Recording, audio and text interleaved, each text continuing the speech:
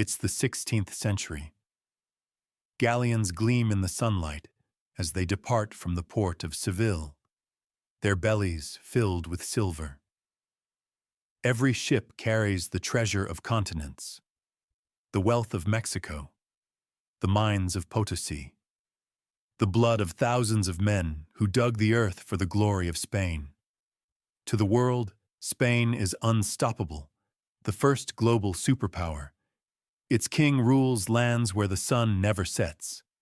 And yet, within a few generations, this empire, richer than any before it, collapses into debt, poverty, and decay. How does a nation that controls half the world go broke? How does too much silver become poison? That is the mystery of Spain's downfall, and the greatest paradox in economic history. The more wealth it found, the poorer it became. In 1545, in what is now Bolivia, local miners discovered a mountain made of silver, the legendary Cerro Rico of Potosi. Soon, tens of thousands of indigenous workers and later African slaves were forced into the mines. From this single mountain, Spain extracted an estimated 60% of all silver ever mined in the 16th century. Every year, fleets of treasure ships sailed from the Americas to Seville. The Spanish crown taxed every ounce, filling its coffers with unimaginable riches. To the outside world, this looked like divine reward. Spain's kings, Charles V and later Philip II, saw themselves as chosen rulers, defending Catholicism and empire with the blessings of heaven. But hidden beneath that silver sheen was a fatal illusion. The wealth wasn't earned, it was extracted. And what is taken easily is spent easily. Money was everywhere. Silver coins flooded Europe. The pieces of 8, stamped with the royal crest, became the first global currency.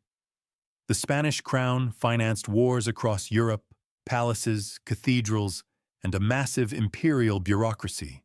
Armies were paid, fleets built, and debts repaid, at least for a while. But here's the problem. Spain was rich in silver, but poor in everything else. Instead of investing in domestic production, the empire bought goods, weapons from Flanders, textiles from Italy, ships from the Netherlands.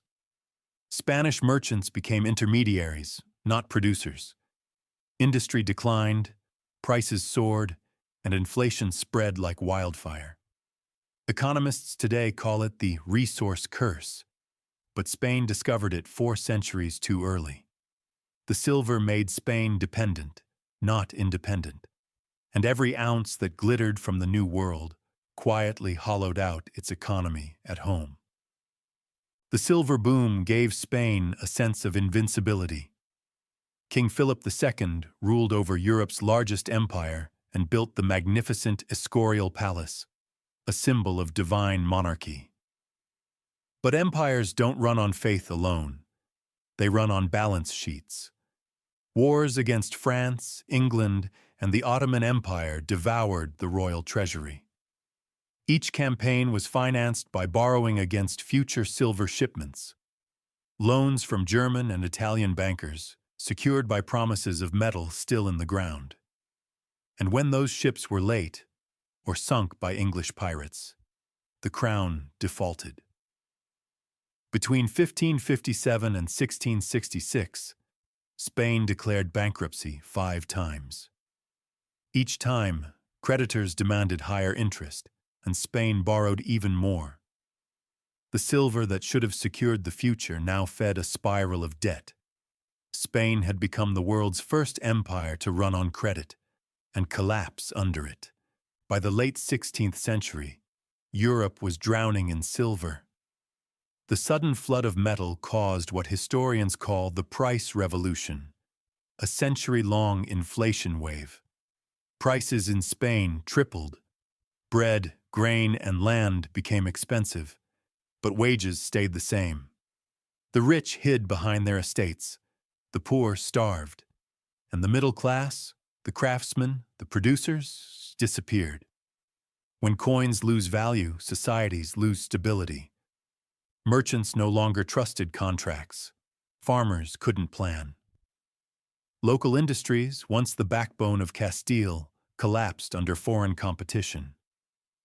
Spain's peasants fled to cities, hoping to survive off the empire's endless wars. The more silver arrived, the less it could buy. What should have been prosperity became a silent implosion. By the 17th century, Spain's glory was fading fast. The once mighty fleets rotted in ports. The royal treasury was empty. The empire stretched too wide, and every province demanded more than Madrid could pay. Even the colonies, once loyal, began to rebel under oppressive taxes. The silver mines themselves began to dry up. Meanwhile, new powers, England, France, and the Dutch Republic, rose by doing what Spain never did, investing in production and trade. They took Spain's silver, melted it down, and used it to build capitalism. In a cruel twist of history, the wealth Spain gave away financed the very rivals that replaced it. By 1700, Spain was no longer the center of the world. It was a relic, a faded monument to greed disguised as glory. Spain tried to save itself, again and again. Reforms were passed to promote agriculture and industry. Trade restrictions were eased. Taxes were adjusted, but none of it worked. Why? Because the mindset never changed. For centuries, the Spanish elite saw labor as something beneath them. Nobles sought titles, not trades. Profit was sinful. Status was divine. Even when the empire shrank, the bureaucracy grew. Every reform was another expense. Every new colony, another cost. And when Napoleon invaded in 1808, Spain's economy was already hollow. By the time independence movements erupted in Latin America, Spain had nothing left to hold them. No gold, no silver, no strength. The empire that once ruled the oceans collapsed from within, not from without. The story of Spain's silver is not just history, it's a warning, one that echoes across centuries. Wealth without productivity is an illusion. Spain's silver gave it power, but no foundation. When the flow stopped, everything crumbled. Real wealth is created, not mined. Easy money creates hard consequences. Inflation, debt, and dependency are born when spending outruns production. The Spanish Empire lived beyond its means, and so does every system built on endless credit. Empires die when they stop adapting. Spain believed divine destiny would protect it, but history protects no one. Those who fail to innovate become stories, not powers. Today, nations print money instead of minting silver. The ships have changed. Now they are digital transfers and debt markets. But the pattern? It's the same. When money becomes detached from real production, when power believes it can borrow forever, collapse follows. So the next time you hear that a nation can't go broke, remember Spain. Remember the empire that drowned in its own treasure. Because sometimes the richest kingdoms fall not from invasion, but from the weight of their own gold. If history teaches us anything, it's that every empire pays a price, even for success. If you found this story thought-provoking, subscribe to The Economics of Collapse, where we uncover how money, ambition, and power build worlds and destroy them. Because every empire leaves a debt behind, and it's always greater than it seems.